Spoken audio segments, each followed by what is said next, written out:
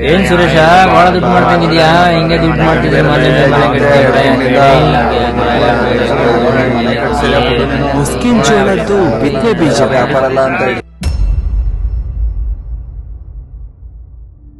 ಇವನ್ಗಿನ್ನು ಅಂಕುರ್ ಭಾಸ್ಕರ್ ಅವರ ಬಿತ್ತನೆ ಬೀಜ ಬಗ್ಗೆ ಗೊತ್ತಿಲ್ಲ ಅನ್ಸುತ್ತೆ.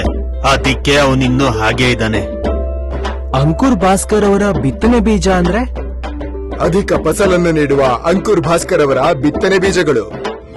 ಅದರ ಬಣ್ಣ ಆಕರ್ಷಣೆಯಾಗಿ ಕಿತ್ತಲೆ ಬಣ್ಣಕ್ಕೆ ತಿರುಗುತ್ತೆ.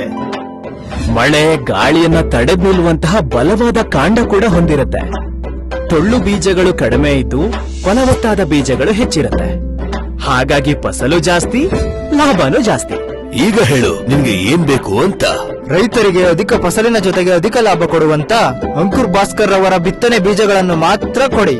ಮಾರುಕಟ್ಟೆಯಲ್ಲಿ ಎಷ್ಟೋ ರೀತಿಯ ಬೀಜಗಳು ಇರುತ್ತೆ. ಅಂಕುರ್ ಅವರ ಭಾಸ್ಕರ್ ಬಿತ್ತನೆ ಬೀಜಗಳು ಕೂಡ ದೊರೆಯುತ್ತದೆ. ಆದ್ರೆ ಅವೆರಡು ಒಂದೇ ಅಲ್ಲ. ಅಧಿಕ ಇಳುವರಿ ಬೇಕು ಅಂದ್ರೆ ಭಾಸ್ಕರ್, ಅಧಿಕ ಲಾಭ ಬೇಕು ಅಂದ್ರೂ ಭಾಸ್ಕರ್.